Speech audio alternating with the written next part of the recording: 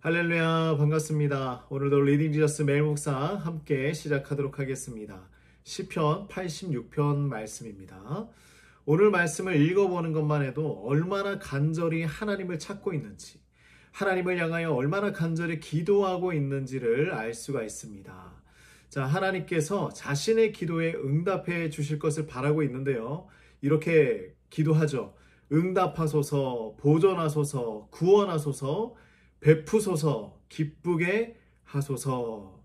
자, 간절히 간구하고 있습니다. 1절 말씀을 같이 보겠습니다.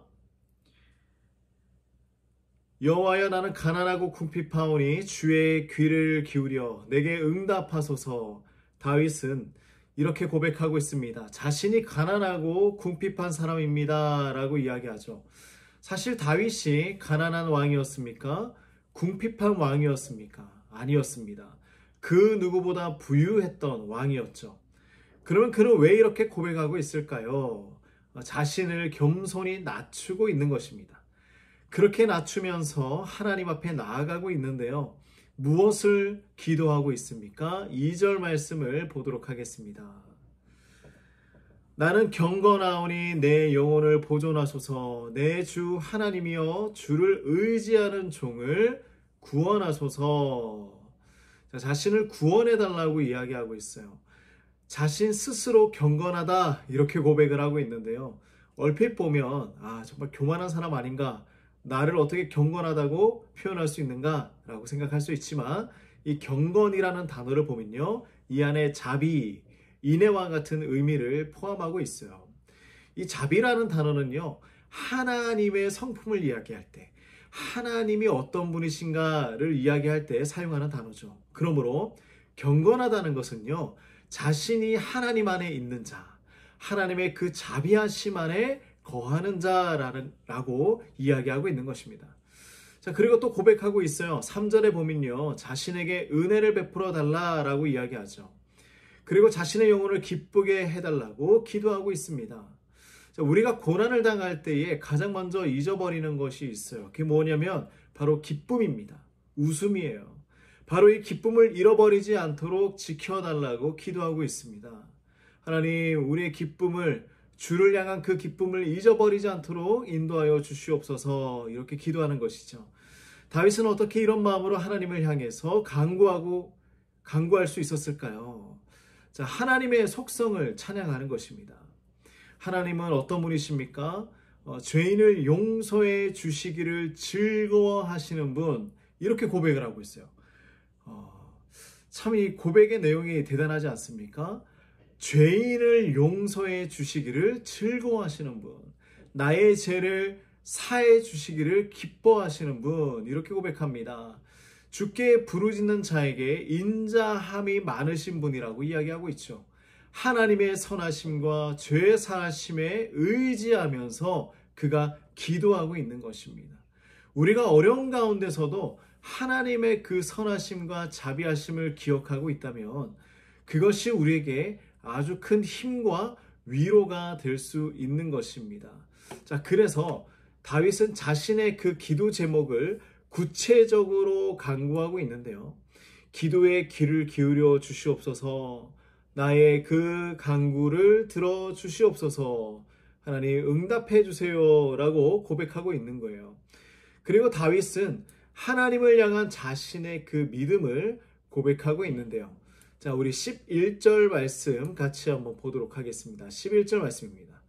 여호와여, 주의 도를 내게 가르치소서. 내가 주의 진리에 행하오리니 일심으로, 자 보세요, 일심으로 주의 이름을 경외하게 하소서라고 말하고 있습니다.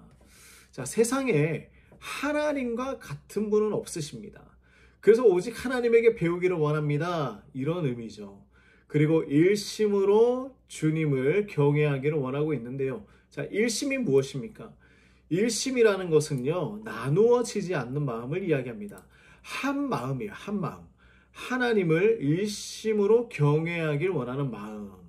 자, 이건 역시도 우리가 스스로 할 수 있는 것이 아니라는 거예요. 간구해야 한다는 것입니다. 자, 하나님에게 이것을 간구하는 거예요. 하나님, 제가 한 마음으로, 변하지 않는 마음으로, 나누어지지 않는 마음으로 하나님을 경외할 수 있도록, 하나님만 바라볼 수 있도록 나를 인도하여 주시옵소서, 이끌어 주시옵소서, 이렇게 간구하고 있는 거예요. 왜냐하면 우리 자신이 너무나 연약하기 때문에 언제나 그 일심이 아니라 두 마음, 세 마음, 네 마음으로 나누어져서 하나님을 바라보기 때문입니다. 이건 역시도 우리가 간구해야 하는 것이죠. 하나님께서 우리를 가르쳐 주셔서 그 은혜를 주실 때에 이것이 가능하다, 이 이야기죠. 자, 하나님을 사랑하고 경외하는 신앙, 이것은 하나님께서 주시는 선물이라는 것입니다. 자, 이 시편의 흐름이 이제 보이십니까? 자, 오늘 이 시편의 말씀은요, 처음에는 어떻게 시작을 했나요? 자신이 환난 가운데 있기 때문에 도와달라고 하나님께 간구했었습니다. 그러나 지금 이제 후반에 와서 어떻게 하고 있습니까? 그러더니 지금은 하나님의 가르침을 더 받기 원합니다. 하나님, 나를 가르쳐 주시옵소서, 이렇게 간구하고 있는 것이죠. 하나님이 어떠한 분이신지를 묵상하고 나니 하나님을 더 알고 싶은 마음이 가득해진 것입니다. 그렇습니다. 환난 날에 거하고 있을 때에도 하나님을 아는 것이 가장 큰 힘입니다. 하나님을 깨달아 알아가는 것, 하나님이 어떤 분이신지를 알아가는 것이 그 어떠한 도움보다 큰 힘이고 능력이라는 것이죠. 하나님의 능력과 선하심은 끝이 없기 때문에 우리를 가장 깊은 그 수렁에서도 건져 주실 것입니다. 우리 하나님을 알아갑시다. 고난 때에, 환난 때에 하나님을 알아가는 것이 우리의 힘과 능력이 되는 것입니다. 기도하겠습니다. 하나님 아버지, 참으로 감사합니다. 우리가 환난 가운데 있을 때에 하나님께 간구합니다. 하나님, 나의 기도에 응답하여 주시옵소서. 하나님, 나를 건져 주시옵소서. 하나님, 나의 그 목소리에 귀를 기울여 주시옵소서. 그러나 하나님, 우리의 가장 큰 도움은 우리가 하나님을 깨달아 알아가고 하나님의 그 지혜를 알아가고 하나님의 성품을 알아가는 것입니다. 하나님, 우리가 하나님을 더 알아갈 때에 우리의 힘과 능력이 되어주시고 우리를 그 깊은 수렁에서, 그 환난에서 건져내어 주시는 하나님의 능력을 경험할 수 있도록 인도하여 주시옵소서. 예수님의 이름으로 기도드립니다. 아멘.